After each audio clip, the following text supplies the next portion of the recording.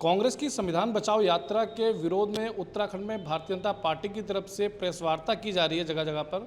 हमारे साथ बातचीत करने के लिए भारतीय जनता पार्टी के पूर्व प्रदेश प्रवक्ता एवं पूर्व सांसद बलराज पासी जी हैं। इनसे हम बातचीत करेंगे और जानेंगे कि आज उन्होंने प्रेस वार्ता की है, क्या कहना चाह रहे हैं। सर, कांग्रेस की तरफ से संविधान बचाओ यात्रा निकाली जा रही है, उसके विरोध में आज आप लोगों ने प्रेस वार्ता की है, क्या कहना चाह रहे हैं।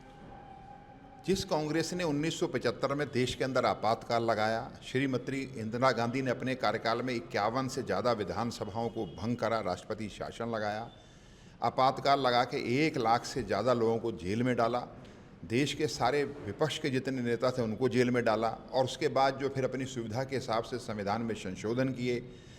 सुप्रीम कोर्ट जो है संविधान जो पार्लियामेंट के पास कानूनों की समीक्षा नहीं कर सकता, इसको लेके पार्लियामेंट के अंदर कानून बनाया। और वो आज कांग्रेस जो है देश के अंदर जो है संविधान बचाओ यात्रा निकाले, ये इससे बड़ी और शर्मनाक बात नहीं हो सकती है। 2014 से जब से उत्तराखंड देश के अंदर भारतीय जनता पार्टी की मोदी जी के नेतृत्व में सरकार बनी है, हमारी सरकार ने हमेशा संविधान का सम्मान किया है। जो भी संशोधन हम लाए संविधान के अंदर वो देश के हित में लाए। जो भी हमने नियम बनाए, कानून बनाए, चाहे वो 3 तलाक का मामला हो, चाहे धारा 370 को हटाने का मामला हो, वो पूरी तरह से मामले सारे जनहित के मामले हैं।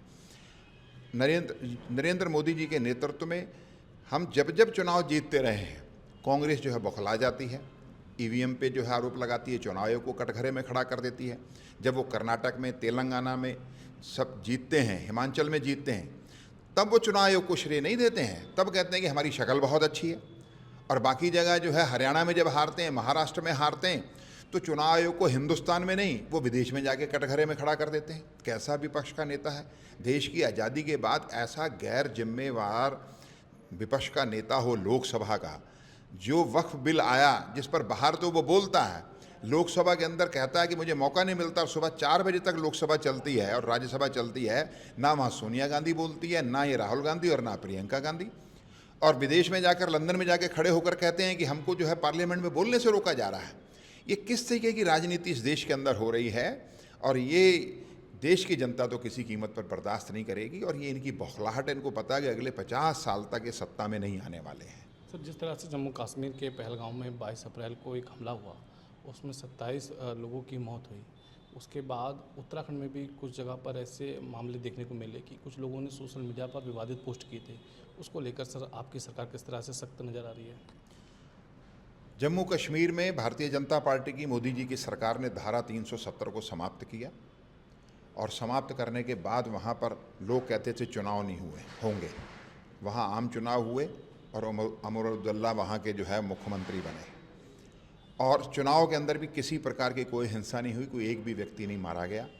अच्छी सरकार वहाँ पर चल रही है। केंद्र सरकार की वहाँ एक से एक योजनाएं, 2 एम्स वहाँ पर बन रहे हैं, 2 IIM बन रहे हैं, अरबों खरबों रुपए की योजनाएं चल रही हैं। श्रीनगर तक ट्रेन पहुँच रही है।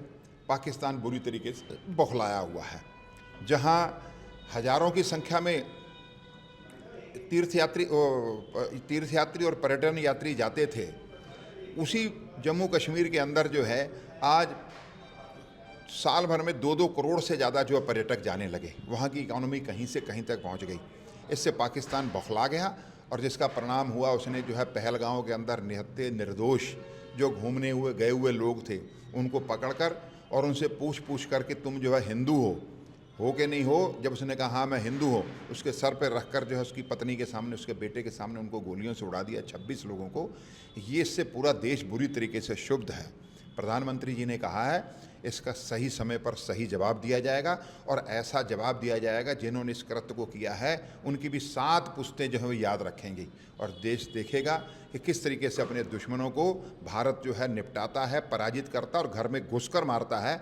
अब ये पुराना देश नहीं है कि जब 26/11 का हमला हुआ बॉम्बे के अंदर और हमने केवल डोजियर दे दिया। अब हम डोजियर देने वाली सरकार नहीं है। अब ये मजबूत सरकार है मोदी जी की, और घर में घुसकर मारेंगे, ठोक के मारेंगे, और पूरी दुनिया देखेगी। और आज पूरे विश्व का भारत को इस बात के लिए समर्थन है। सर, विपक्ष लगातार एक सवाल कर रहा है कि जो मोदी जी कहते थे कि एक सर के बदले 10 सर लाएंगे, जिस तरह से 27 लोगों की मौत हुई, उसके बाद अभी तक सरकार की तरफ से कोई बड़ी कार्रवाई नहीं की गई, उसको लेकर आप क्या कहना चाहेंगे। कार्रवाई सरकार नहीं करती है। सरकार की इच्छा शक्ति बताती है कि उस कार्रवाई होनी चाहिए। कार्रवाई सेना करती है, अर्धसैनिक बल करते हैं, पुलिस करती है कार्रवाई। मोदी जी जब से देश के प्रधानमंत्री बने हैं, देश की सीमाओं पर हमारे जवानों को जवाब देने का अधिकार नहीं था। वो तोप चलाते थे, हमको गोली चलाने का अधिकार भी नहीं था। आज जब मोदी जी 2014 में बने तो हमारे सैनिकों को गोली के बदले गोला चलाने का उनको अधिकार हमारे मोदी जी ने उस समय में दिया। और हमने उरी की घटना हुई तब भी हमने जो है घर में घुसकर मारा, पुलवामा की घटना हुई तब भी हमने घर में घुसकर मारा। पूरी तरीके से शांत था जम्मू कश्मीर जो है, विकास की गति बहुत तेज़ी से चल रही थी। विपक्ष को बोलने का कोई अधिकार नहीं है नैतिक रूप से। उनको इंतज़ार करना चाहिए और देखना चाहिए कि अभी क्या होने वाला है। और जब कोई निर्णय होता है, कूटनीतिक निर्णय होता है, कोई रणनीति बनती है, दुश्मन के खिलाफ कोई रणनीति बनती है, वो सार्वजनिक नहीं होती है, वो बता कर नहीं की जाती है। जब रात को आदमी उठता है, देश का जब 150 करोड़ आदमी जब उठेगा तो सुबह उसको पता चलेगा कि भारत की सरकार ने निर्णय लेकर हमारी सेनाओं ने कहाँ पर किस समय क्या कार्रवाई की है। सर, दिल्ली में और गुजरात में जिस तरह से अवैध बांग्लादेशी या दूसरे देश के जो लोग हैं उन पर कार्रवाई की जा रही है, उत्तराखंड में भी डबल इंजन की सरकार है, क्या उत्तराखंड में भी भविष्य में इस तरह का अभियान चलाकर इन घुसपैठियों को निकाल के उनके देश भेजा जाएगा? देखो भी, ये देश अब धर्मशाला तो नहीं बनने वाला। मोदी जी के नेतृत्व में जो निर्णय हुआ है, अमित शाह जी के निर्णय हुआ है, जिस तरीके से बंगाल के अंदर मुर्शिदाबाद में निहत्थे निर्दोष लोगों को मारा गया, घरों में घुसकर मारा गया, वहाँ की सरकार भी उसमें सम्मिलित है। अब इसको तो किसी कीमत पे बर्दाश्त नहीं करेगा देश। किसी प्रकार का कोई भी घुसपैठिया, चाहे वो कश्मीर में हो और चाहे जो है वो बांग्लादेश का हो, कहीं से भी आए कोई घुसपैठिया हो, उसको निकाल कर कान पकड़कर जो बाहर किया जाएगा, नहीं तो जेल में डाला जाएगा। और इस पर सरकार का रुख बहुत साफ है, हमारी प्रदेश की सरकारों का भी रुख बहुत साफ है। देश फर्स्ट, इसके अलावा और कुछ नहीं।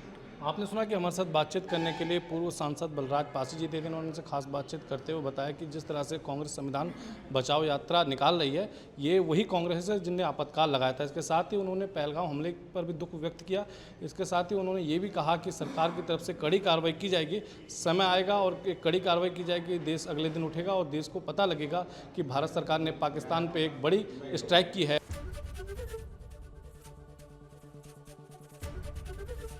एबीपी गंगा, खबर आपकी, जुबान आपकी।